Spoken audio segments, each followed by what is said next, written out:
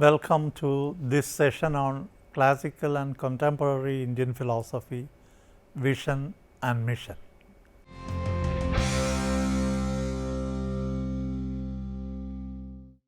In the previous sessions, we have come across the richness and variety of philosophical ideas and doctrines in ancient India and their timely revisions in modern India.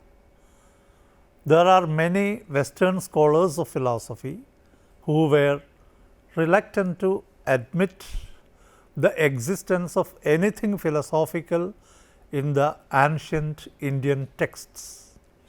It is sheer intellectual dishonesty, if not obvious parochialism. Contemporary Indian scholars in and out of the country have successfully defended the visible philosophical dimension of ancient Indian contemplations. The first name that comes to our mind is that of Swami Vivekananda, who had succeeded in impressing the Western mind about the cosmopolitan vision that is the hallmark of Indian philosophy. The philosopher President of India, Dr. S. Radhakrishnan, had continued the task through his brilliant academic lectures abroad. Recent contributions of Indian academic philosophers like B.K. Motilal Pandit and J.N. Mohanty, who have been associated with the Western institutions of higher learning, aim at exposing the metaphysical, logical and linguistic debates that mark the philosophical efficacy of ancient Indian systems.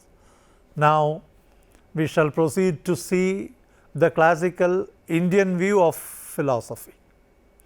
It is relevant and necessary here to show this defense of the philosophical orientation of Indian philosophy factual and valid. There are many different arguments that the great scholars have put forth. We can analyze one or two of them here. Firstly, see the terms that our ancient seers and commentators of the major philosophical texts had used with reference to what we today mean by philosophy. The best known Sanskrit term is darshana, which may be translated as viewpoint. In Vatsyayana's famous commentary on Nyaya Sutra, the term anvikshiki is proposed for philosophical study. This term specifically connotes the nature of philosophy as critical examination or investigation, and it begins with samshaya or initial doubt.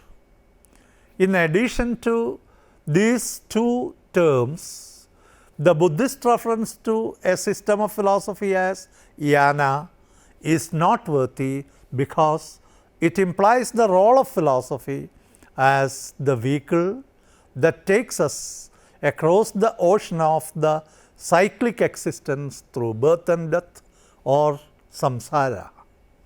The term darshana indicates the role of philosophy as a set of views about reality, knowledge and morality in relation to human life.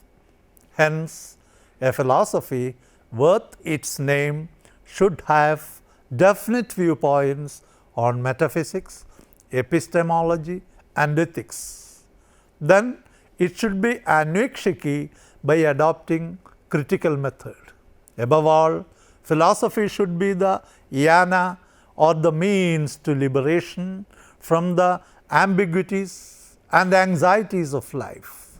Thus, Indian perspective of philosophy is obviously integral in terms of its intellectual, methodological and practical aspects.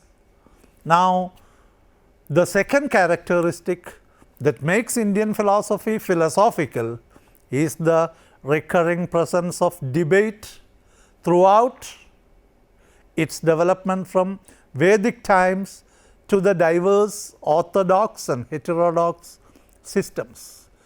Most of the studies on Indian philosophy emphasize the spiritualist inclination of ancient thinkers and systems. Yet, we cannot ignore two things that make it a hasty generalization. One is the presence of a strictly materialistic outlook in the Lokayata Darshana of Charvakas. They do not accept any entity beyond the perceivable reality, and this leads them to the outright denial of the religious concepts like God, soul, and heaven and hell. Another fact is that the heterodox schools of Buddhism and Jainism are clearly atheistic, as they do not conceive any divine power beyond the perfectibility of the human being. Moreover, Buddhism insists on Anatmavada against the Vedantic notion of an eternal and immutable self or Atman. Sankhya Yoga postulated Parinamavada to explain the transformation of Prakriti into the material world. But Advaita Darshana proposes Vivartavada that explains the world as the manifestation of the transcendental Brahman. There are many such instances to show that Indian philosophy has had a long tradition of dialectical development through the debate between Uttarapaksha or thesis and Purvapaksha or antithesis before coming to a legitimate position on any philosophical issue. Emphasizing this presence of recurrent debating in Indian tradition, Amartya Sen in his book The Argumentative Indian observes, quotation begins, "The long tradition of arguing has considerable bearing on the reading of India's past along with the understanding of contemporary India." Unquote. The above mentioned points will help us to conclude that philosophy in India is a remarkably ancient domain of the human pursuit of knowledge and truth that had been developed through meaningful, analytical and critical debates between different schools as well as within the same schools. Clear-cut polemics between realists and phenomenalists, materialists and idealists, monists and pluralists, Atmavadins and Anatmavadins had determined the dynamics of philosophical thinking in India. Now we shall see the points of agreement. Underlying these differences and debates, we can notice certain common motives shared by the different schools and sects in classical Indian philosophy. All of them had addressed the fundamental philosophical questions like what is the essential component of reality?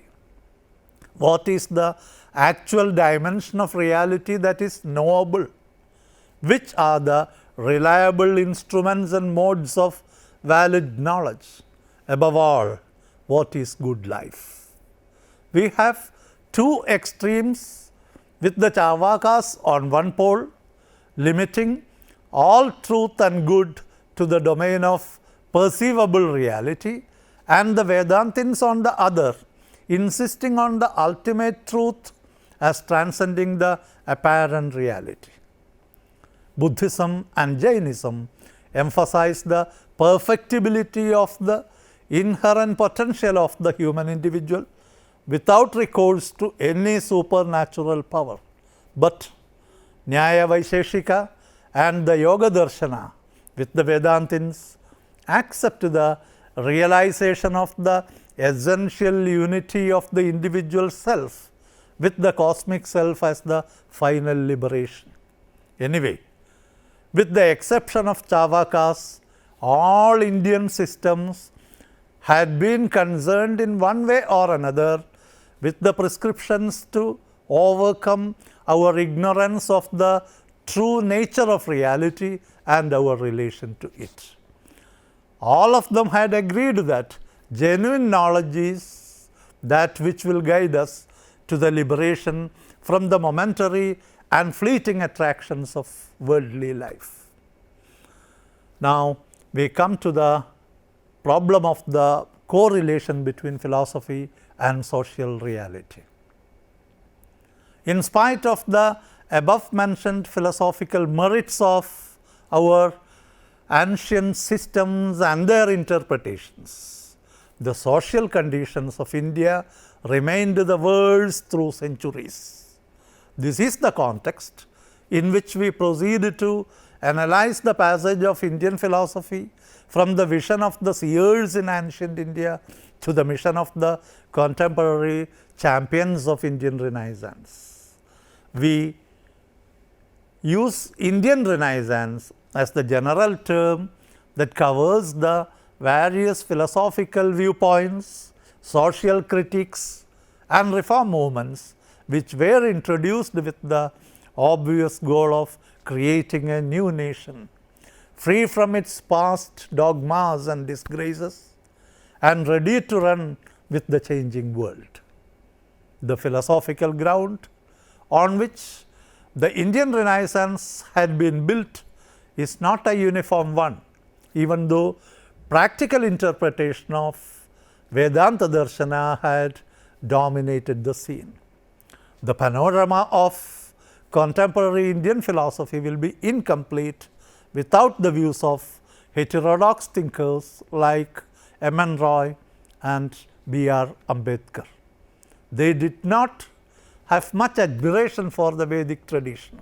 Instead, they found it full of retrogressive ideals that had obstructed the prospects of human unity and liberty in contemporary India. Roy had argued that any organized religion is a hindrance to the development of human rationality and freedom. Ambedkar had opposed the Hindu orthodoxy as responsible for the social inequality, and he argued that the caste system must be abolished if the Hindu society is to be reconstructed on the basis of equality. Even though these radical thinkers in contemporary India had found nothing promising in classical Indian philosophy and religion, they had asserted unconditional faith in the inherent dignity and equality of all human beings. Anyway, both the traditionalists and radicals in contemporary Indian philosophy agreed upon the diagnosis of the Indian social reality as awfully sick, with obvious symptoms of deterioration and decay.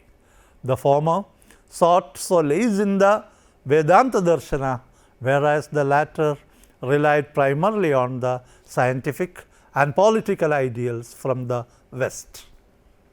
At the outset, we can say that our contemporary philosophers have addressed the social reality of their country from a philosophical platform, and most of them had recognized the potential of the age-old philosophical ideals and doctrines to meet the urgency to redress the enduring evils and vices in our social life.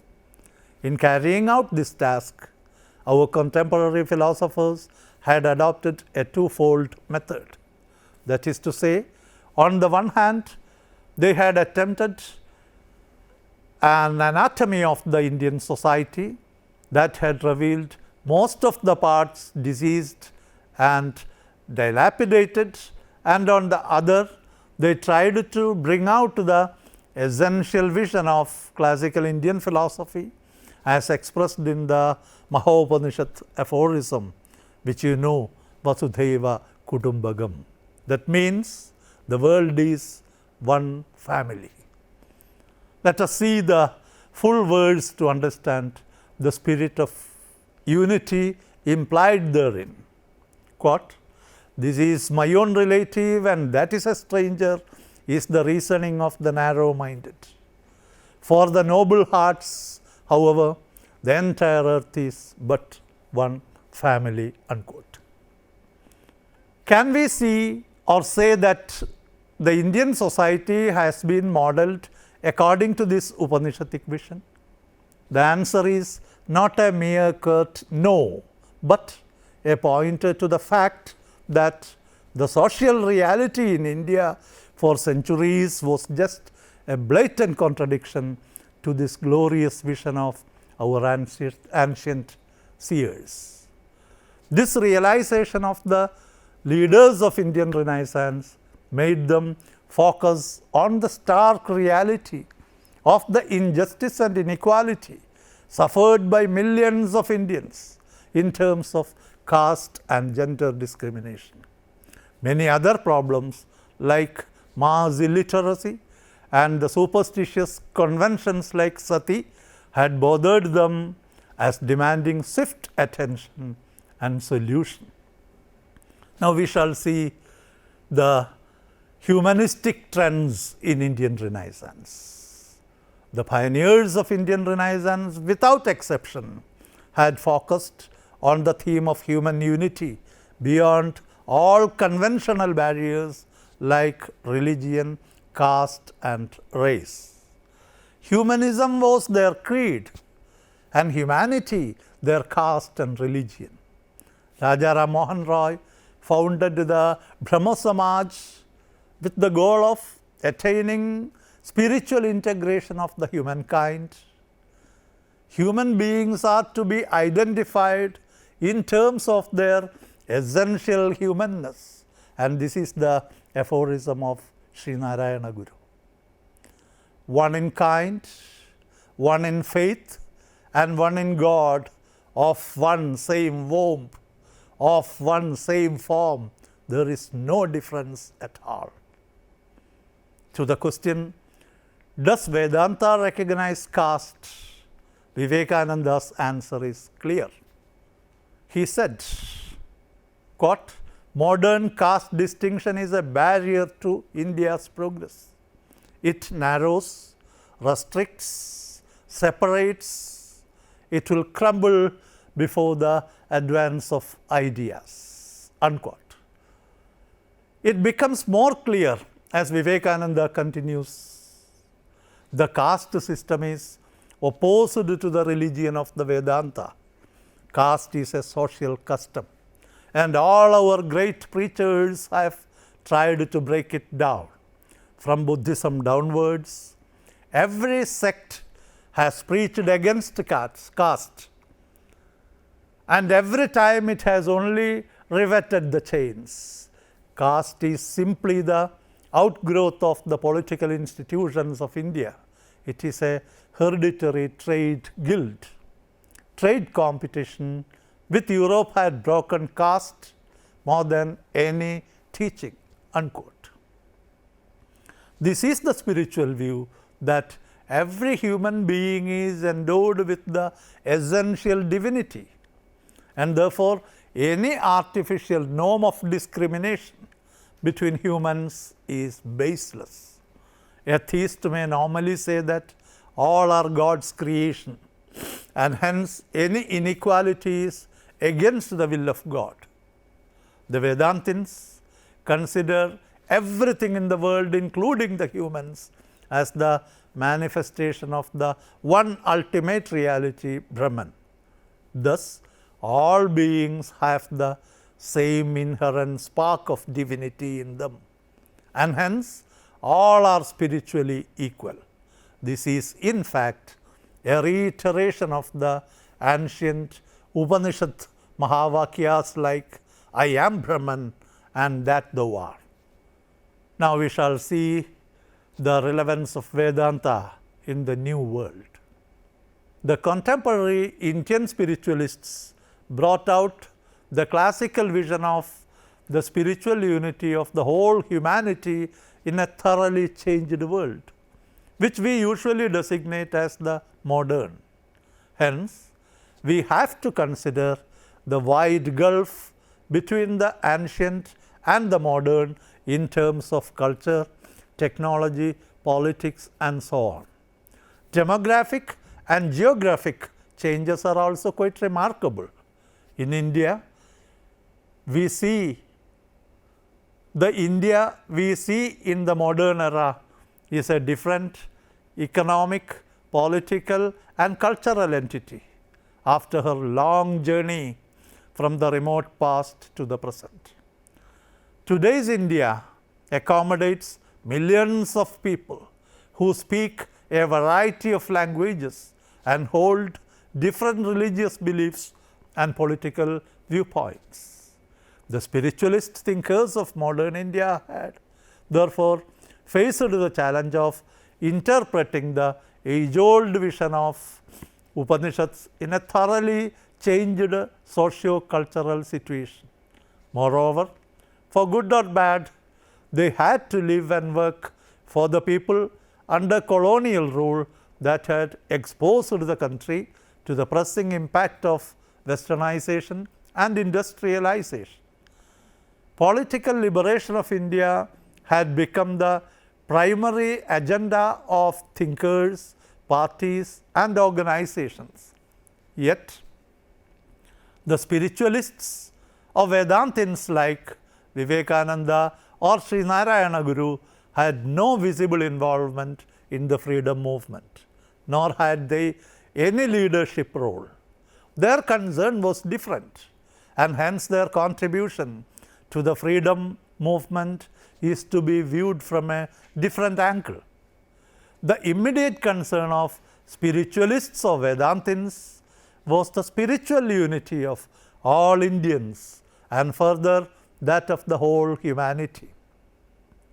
Unity and harmony was the vital need of the hour in a land like India that had been segregated into so many castes and religious sects. A reinterpretation of Vedanta Darshana was indeed the means to achieve this social unity and harmony. Hence, the contemporary Vedantins had actually laid the ground for India's freedom struggle by emphasizing and ensuring the freedom from social and economic slavery that had been the hardest block in the path to political liberation of India. It is beyond doubt that we could not have become a free nation if Indians had remained divided into numerous castes and sects. Now, we have to analyze how the contemporary thinkers have developed a new version of Vedanta Darshana after a long gap of centuries, that too in an entirely changed Indian and world scenario. Scholars use the term NeoVedanta to denote the points of continuity and difference between the original Vedanta position in the Upanishads and its refined version developed by the contemporary Indian thinkers. Hence, it is necessary to explain how and why the latter is designated as Neo, and we have to show how far it is new. It is true that the vast majority of the untouchable Avarna castes in society was kept out of the path to enlightenment prescribed in the Upanishads. This had been ensured by limiting Vedic education to the priestly class and also by citing texts like Manusmriti to justify their privilege to be the sole custodians of Veda Vidya. Yet, the spirit and content of the Upanishads has never disappeared from the Indian minds. In order to see the continuity in the spiritual vision of India, it will be helpful to look at the ideals preached by the great saint poets of the Bhakti movement like Kabir and Tulasidas. The Bhakti poets had succeeded in popularizing the essential teachings of Vedanta so as to motivate the common people to recognize the Vedanta vision of unity and harmony. Yet, the social and economic inequality was so deep-rooted in the Indian soil that the citadels of religious dogmatism remained indubitable for centuries to come. One thing we can assert beyond doubt, that is, NeoVedanta represents the sum and substance of ancient Vedanta with a new purpose and orientation that suits the changed socio-cultural context of modern India. This repurposing and reorientation is the distinction of NeoVedanta from traditional Vedanta. According to A.V.R. Reddy, Neo-Vedantism is a re-establishment and restatement, reconstruction and revaluation, reorientation and reinterpretation of the Advaita Vedanta of Shankara with modern arguments, in modern language, suited to modern man, adjusting itself with all the modern challenges. Here we can see the emphasis of the goal of Neo-Vedanta to make the vision of Upanishadic seers suitable for modern India and the world. This indicates one of its characteristics, namely updating the views and postulates of the given system Vedanta. The contemporary interpretations of Vedanta Darshana focus on the doctrine of Advaita or the non-duality between the cosmic soul or Brahman and the individual soul or Atman. Yet, the Neo-Vedantins adopted and interpreted this Upanishadic vision of human world unity with a specific intention, that is, to declare the spiritual unity of all creations, including the humans, as the philosophical or metaphysical basis for discarding the dogmas of caste, gender, or race distinction. The task of updating the Advaita vision of the Upanishads had been carried out with a specific purpose motivated by specific social realities.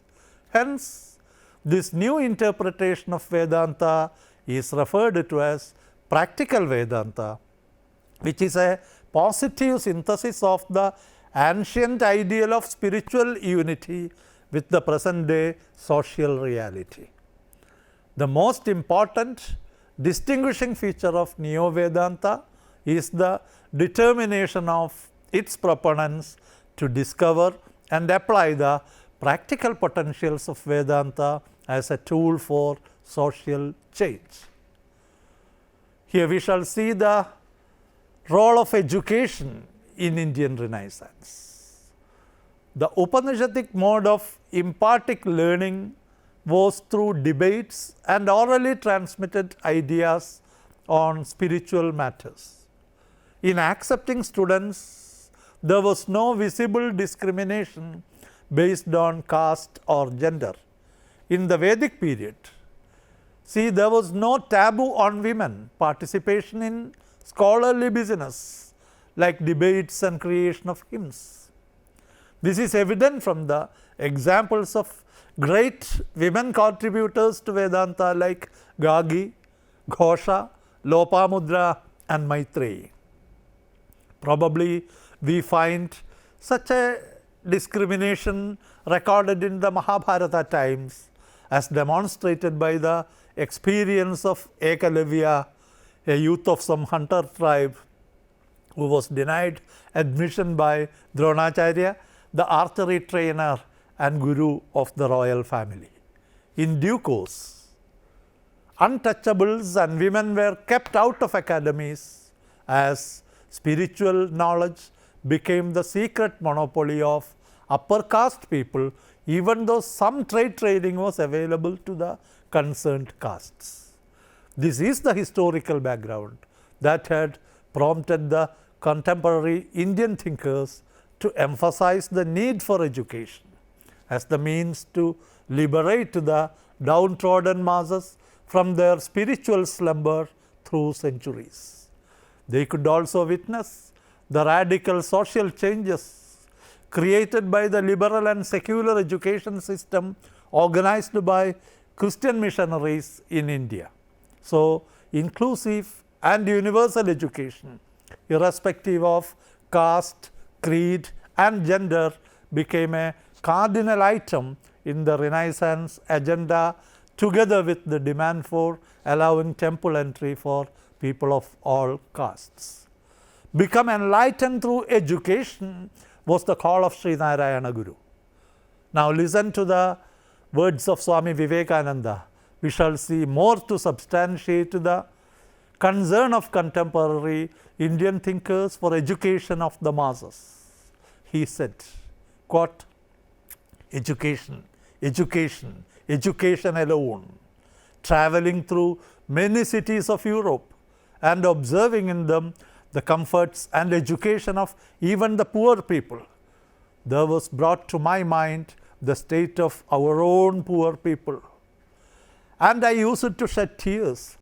What made the difference? Education was the answer I got, unquote.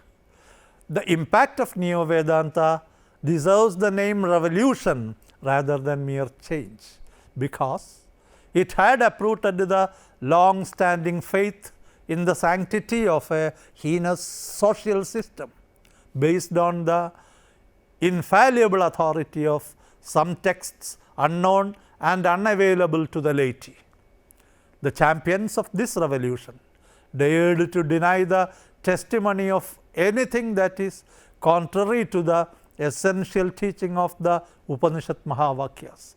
They explored and exposed the fact that there is nothing in Vedanta that justifies the discrimination between the upper and lower castes, nor that between the dominant male and the submissive female.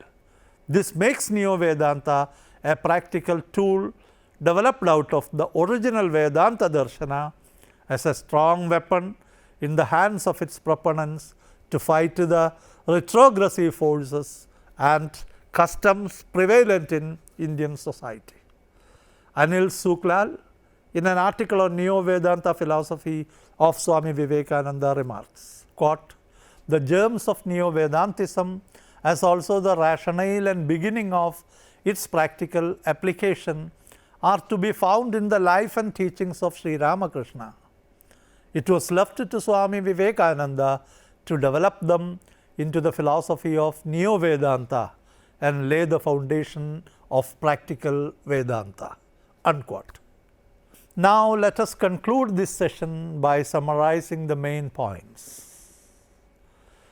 Following the preceding discussion, we can conclude that contemporary Indian philosophy has retained some of the basic conceptions and visions of classical Indian philosophy.